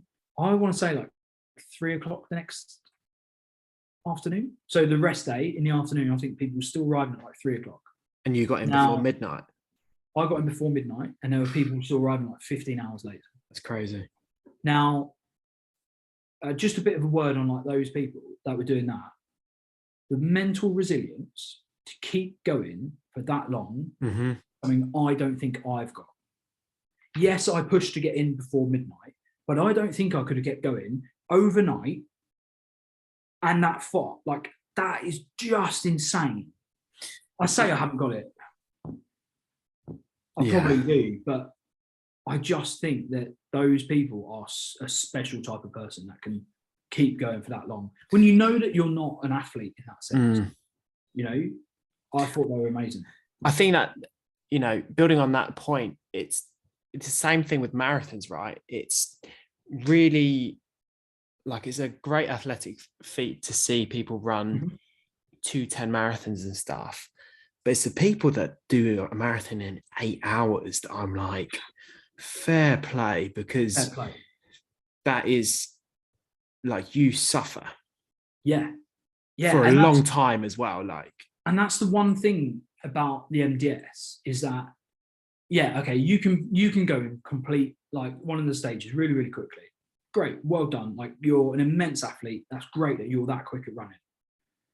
Those people that are out there all day in that heat are constantly suffering. Like, in being out there for that long, I can't imagine what it does to your feet. Yeah. And how hot you get. Yeah. Like, it's sapping, it drains you. And so I've got nothing but admiration for the people that are coming in that late. Yeah, that is true. Everyone went out and like was clapping them in. Yeah. Oh, that's awesome. Yeah. And it was amazing. Everyone's there. Because that's incredible. True, like, grit, determination, and resilience, isn't it? Yeah. Like, it's easy to give up, isn't it? Yeah, really easy. And there's plenty of people. I say to people all the time, like, they'll turn around to me and say, "Oh, I could never run a marathon." Like, you can. Yeah. But like anyone can. You know, I've seen all types of body shapes and sizes run marathons. You absolutely can. I honestly believe that anyone can finish one, but that's what it is. Anyone can finish one. The only difference between, you know, the elites like Kipchoge and the not elites like me is our time. Yeah. You know, he finished it, so do I. Wicked. Yeah. You know, like, I honestly believe that it's the only thing realistically, in terms of like fitness, the only thing is the time. That's the only thing it impacts. So maybe you enjoy it. Yeah. But I just, I would always say that if a lot of it is, I guess, a mental state as well, and your mentality behind it. But I truly believe, like, there was a guy on the MDS I was on that was, he was an opera singer. I say he was an opera singer. He sang opera to us a lot. Yeah. But he was a fairly large guy, but bags of grit, bags of determination, and bags of personality. Like, he would go out there and he'd come in and he'd be pretty beaten because it's a tough day, right? Next morning he's still singing a song to everyone. Like, he's walking in after the end of the day and he's like, "Hello everyone," and you're like, wow, what you need those. I always think with these like these long races, they bring such characters, like, they attract such different characters, and it's so interesting, the people that you meet along the way, right? Yeah. Oh yeah, absolutely. And you know, most of that experience was about the people I was meeting. Yeah. Really was. Yeah, they were incredible. So go from your rest day, and then you go into day 6, right? So you're into day 6, which is a marathon. which on the face of it is easy, like, you know, when you compare it to like the 90k day, but you're still 6 days in. Yeah. And like, you're hurting, you know, and everything feels a bit like a drain. But you know that this is like the last competitive stage. Okay. So I was like, I was in two minds. Now, I knew what my game plan was, and it was to go, enjoy it, to complete it. And you know, all the other things that I've already mentioned, the 3 kind of things I said. But okay, not a game plan, but my philosophy on the race was I wanted to go and enjoy it, and I wanted to complete it. But after coming 248th or so, Just a bit of fuel to that fire, right? But because it's all done on like overall time as well. Yeah. I think I started that day, I think in 298. So I was within 300. Yeah. And I'm like, I could get in the top 300. Mm. Amazing achievement. That would be incredible. Yeah. And I'm like, oh, yeah, this might be all right, you know. I'm going to push a little bit here. And I start the day. I'm like, yeah, right. This is the kind of pace I'm going to look at.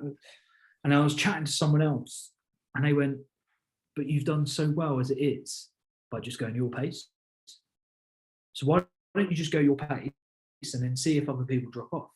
I went, yeah, you might be right. I'll see how I feel. so like I kind of started, and I was like, right, I'm gonna try to stay within my own capabilities. You know, I don't, because the worst thing that could have happened there is, because it was a really hot day again. Yeah. The worst thing that could have happened there is I'm going for top 300.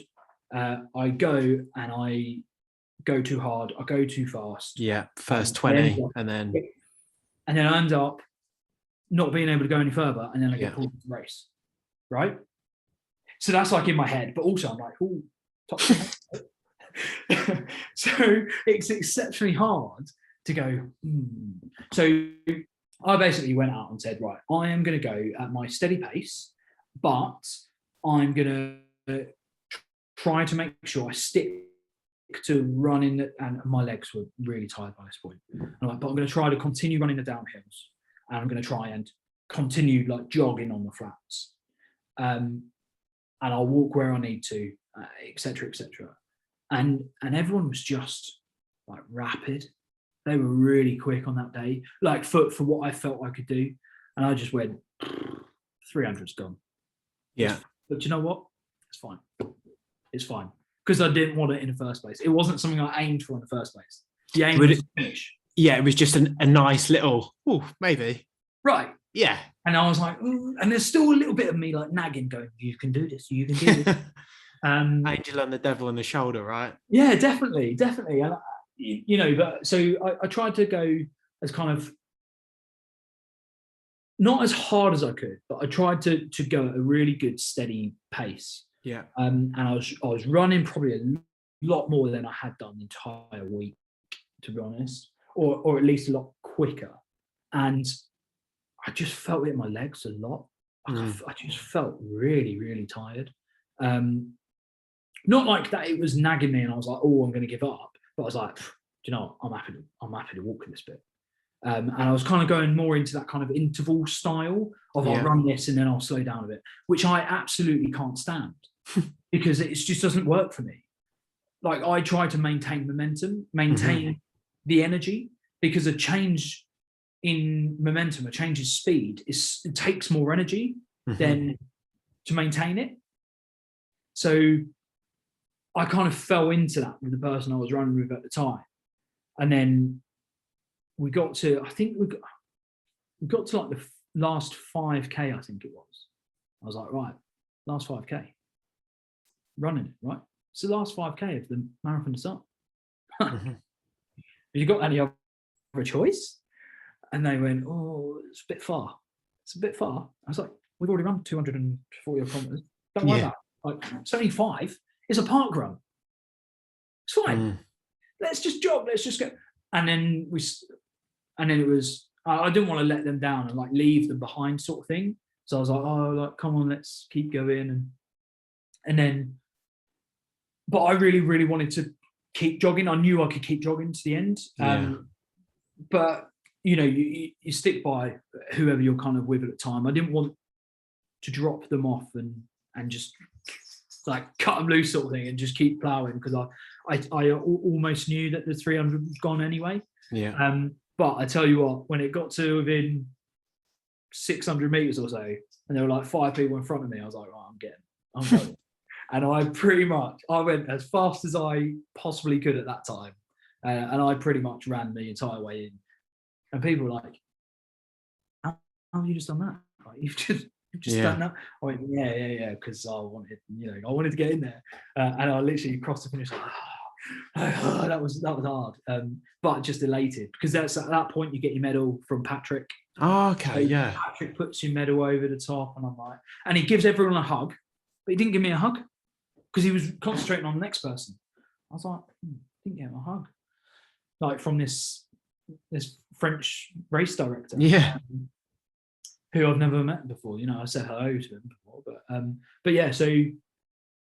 You go through, you get like a can of Coke, and you get like you picture with your medal on and all that kind of stuff, and you come out, and I was like, right. My feet were in a pretty bad place by this point. They had been a couple of days before. Everyone's feet were in really, really bad place. So I went back to my tent, said hello, amazing, and the entire way along, I'd kept this. So, I said about comforts, you might have a few little comforts, a little like miniature bottle of port that I'd kept the entire time. I was like, on completion, I'm going to have that port. Nice. And so I got back to the tent and I said to everyone, I was like, I've got my port and I'm having it. And I had a little swig and passed it around, and everyone kind of had a little bit as well. So it was really good. It was really good kind of finish. And then I was like, I didn't get a hug. You're told if you do MDS, you get two things: a medal and a hug. So I went up to Patrick and I was like, "Can I have a hug?" And he was like, "Why are you coming at me?" sort of thing. He was like, "What do you want? What do you want?" I was like, "No, can I have a hug?" And he was like, and like turned to other people around him because, as I said earlier, he doesn't speak a word of English. Yeah. And I went, "Oh, I didn't get a hug earlier. Can I have a hug?" He's like, "Oh, yes!" Huge, like bear hug. Which was just mega. So that was like the end of the competitive stage, and then you all like kind of have a bit of a celebration sort of thing there. But then the last day is so that's like the last competitive day. Yeah. The actual last day is called the charity stage, and then you do like 7 kilometers or so because they couldn't just finish it there because you haven't done it. You got your medal, but if you don't do the charity stage, then you're disqualified. That's mad, isn't it? Yeah. So it's like 7K, but everyone just walks it. Mm-hmm. Like, they literally just walk it with their tent mates, and you all put on this yellow T-shirt, which is for the Marathon des Sables charity. I think it's called Solidarity. Yeah. And you put on this yellow T-shirt, and everyone goes and you walk, and you basically walk to the coaches. Yeah. It's basically to get you off of the dunes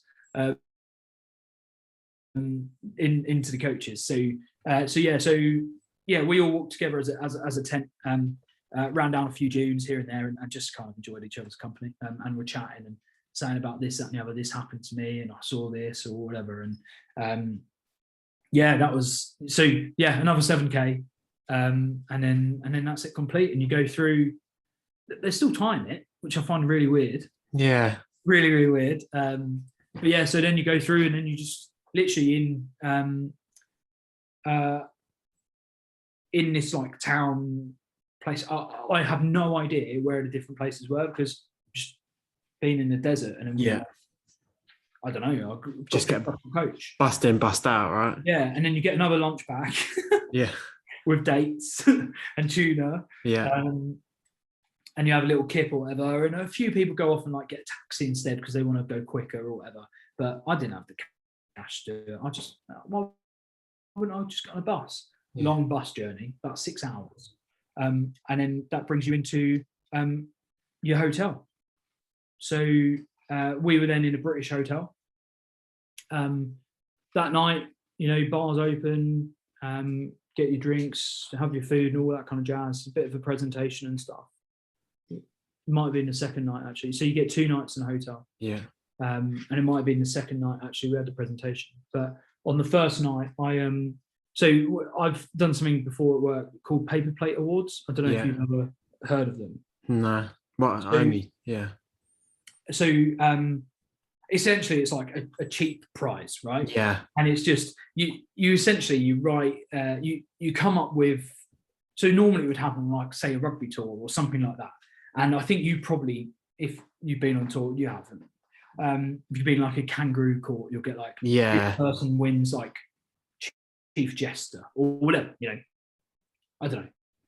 So these paper plate awards, and normally they're something along the lines of, it'll be like something that reflects something funny that you've done throughout the kind of experience. Yeah. So one of the guys there was, he's vegan. He brought all his food and realised he didn't like any of his food. Right? He had so many Cliff Bars. By day 2, he realised he didn't like Cliff Bars. When I say day 2, I mean day 2, not race day 2. I mean day 2. Before the racing started, he went, I don't like Cliff Bars. So, so I think I gave him the award of something like the most prepared. Yeah. Here's your most prepared award, right? And I literally wrote all of these awards out for them all, and I thought about them on that 6-hour coach journey I had. I was like writing them down. I was like, that person's going to get that, and that person's going to get that. So Rob, I said earlier, like he came 31st overall, which is insane, right? That's so quick. But whenever someone said to him, "Oh, so where did you come?" he'd be like, I think it was 31st.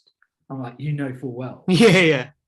So I think his was like the best memory of final position or something like that. Yeah. And it was just a bit of a Mickey take for the various different funny things that we'd kind of done throughout the week. So that was, I think, I really enjoyed doing that. Just presenting them with that, and I think they really appreciated it as well. It was something different. Like no one else was doing stuff like that. That's such a cool thing to do at the end.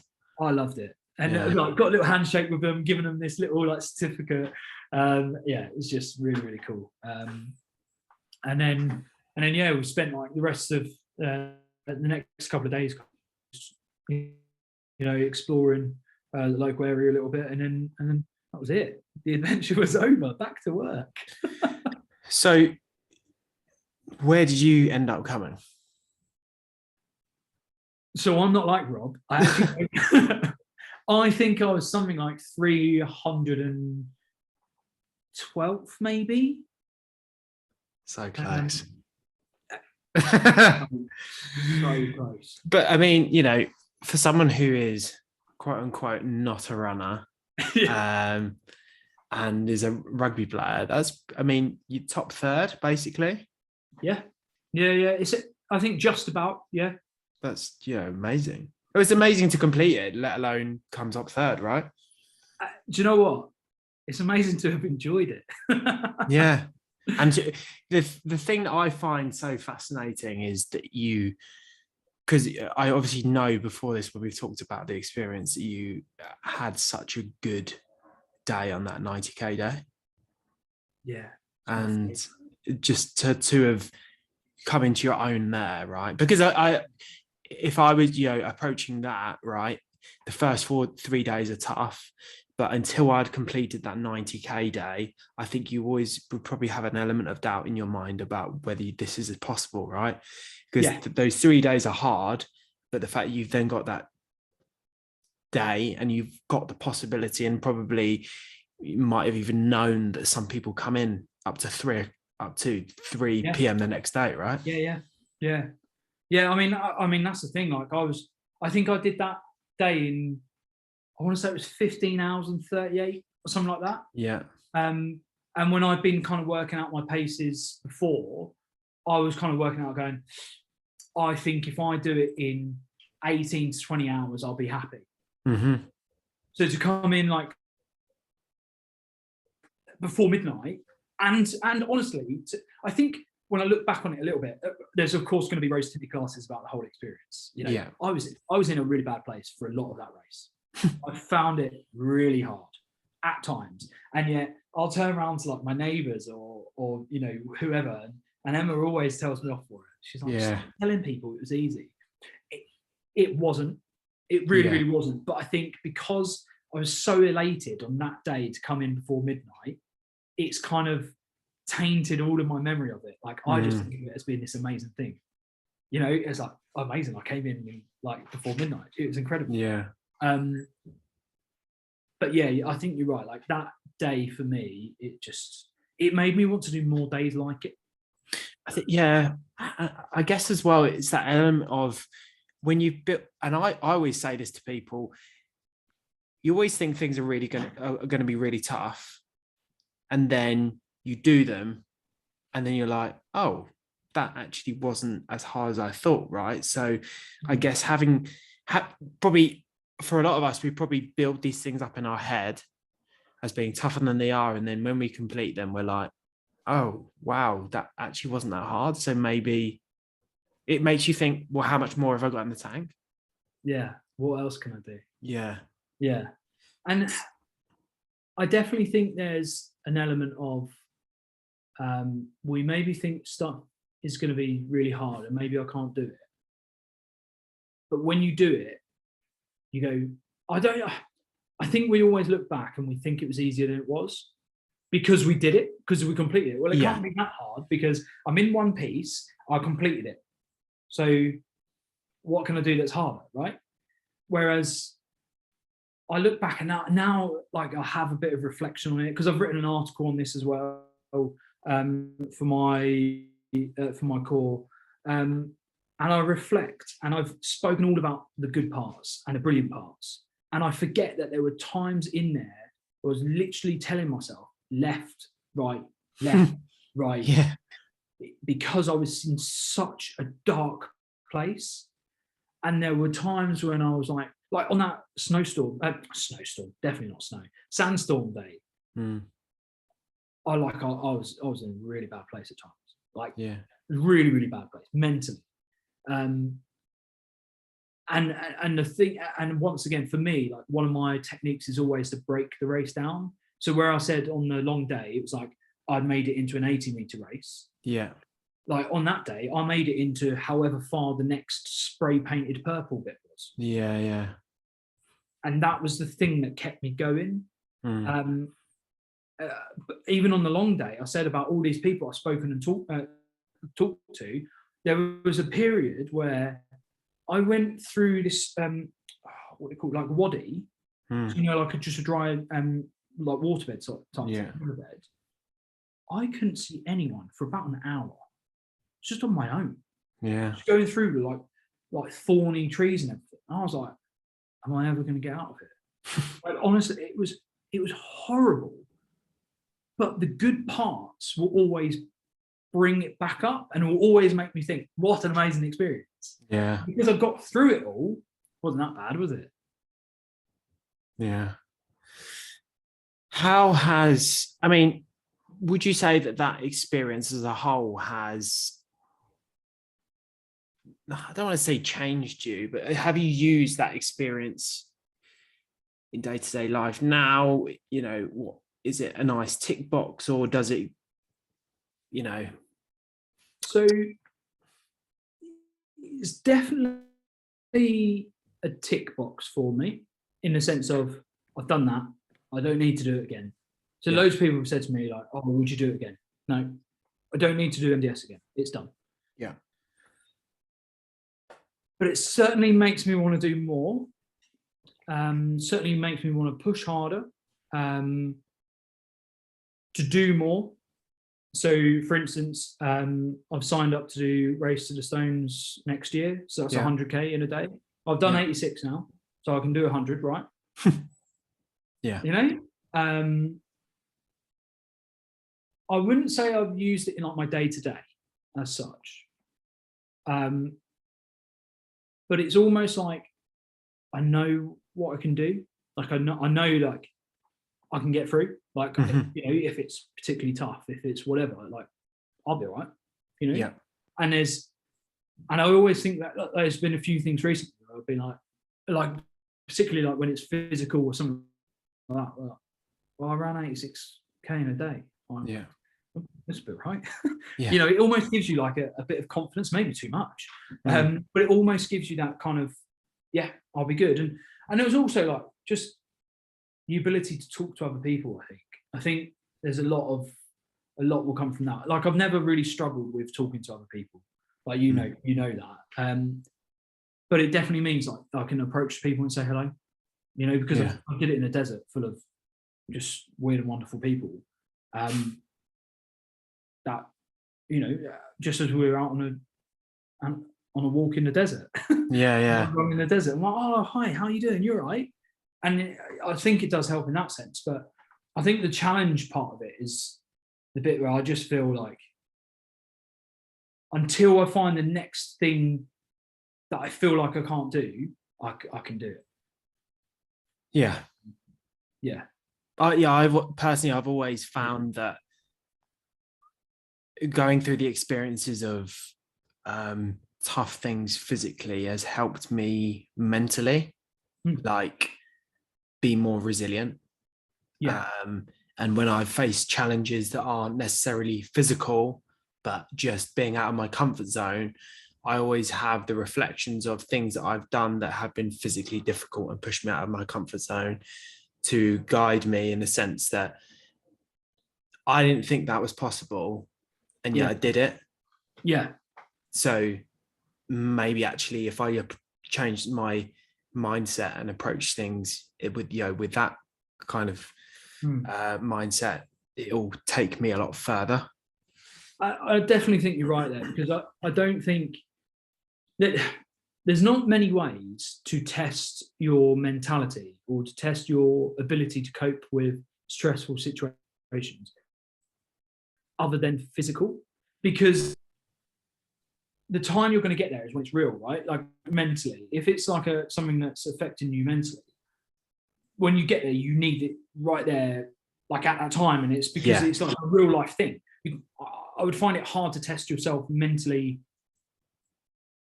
without it being physical. That's the easiest way to get to that level, right? The physical almost opens up the mental, which gives you a base to build on. Almost. So I think the physical is the easiest way to put yourself out of your comfort zone and to test yourself and to train yourself. Right. I mean, the only other way I can think of is like something like going caving or abseiling, something that like puts you massively like out of your comfort zone, and you're doing something like that. But there aren't many opportunities to do that, I guess. I guess the physical is a lot easier than anything else. So this, I mean, the whole idea of this podcast really is to kind of inspire people to I guess to push themselves out of their comfort zone, to go on adventures, whatever that might look like for them, and also to show that ordinary people can do these kind of things. You don't need to be an exceptional athlete. You don't need to be, someone who has loads and loads of money or loads and loads of free time. If you take yourself, for example, obviously you had the benefit of having things like Fizz built into your job, but you're also driving 18 hours a week, having to juggle quite a lot of things. What would you say to anyone who is on the fence, is thinking about doing something to challenge themselves, thinking about this adventure? They're not quite sure whether they can do it. Maybe they're a bit nervous, a bit apprehensive about taking on a challenge. What would you say to them to kind of just get them off the fence and into that place, So first of all, I'd implore them to take a challenge, to do it. Like there's nothing that probably more daunting than to take that leap to go and do a challenge. But just don't ever lose sight of the fact that like it's a challenge for you as you. Like you're challenging yourself. You're not challenging yourself against other people. You're challenging yourself. So if that challenge is for you to go for a 1K run, challenge yourself to do that 1K run, and you can go and do it. And you absolutely can go and do it. Like you will be able to do it. Like if you want to go and do a 5K run, go and do it. If it's a lot more, then do it a lot more. Like for me, we have to embrace those challenges. We have to do them as much as we can because you gain so much from them. If I would also say, probably don't go to social media and ask people out there, because I don't think it's always a healthy place to go. A good experience, maybe. You always get those people who they'll compare you to them, or you're not. That's why, like, I gauged myself against that guy who I thought was the average Joe, right? And I took on his advice because I went, it's probably about my level, maybe. And I took on his advice, and every bit of his advice was bang on, because it works for me. But I'm sure if someone else went and by his advice, it just wouldn't work because it's not right for them. So each of these challenges are very, very individual. And so it shouldn't matter to you what other people are doing. Like, it doesn't matter that I've gone and run MDS and you don't feel like you're there, because you'll do something to challenge yourself and you'll build that however you want. But reach out to people like yourself, Ollie, or me, and speak to people that are positive about it and want people to embrace challenge. If you just put it blanket out on social media, like I certainly see a lot of stuff on like the MDS Facebook, people are constantly putting people down. Just don't bother with those people. Go to people that are quite positive about it. And look for positivity in that sense. Or just do it yourself if that's what you want to do. Like, I would just I'd just go around in circuits, but I keep going on about it. I just think we need to embrace challenge as much as possible, and the only way you get over it is to start and to do it. And it can be really daunting. I get that, but there's no other way to do it, is there?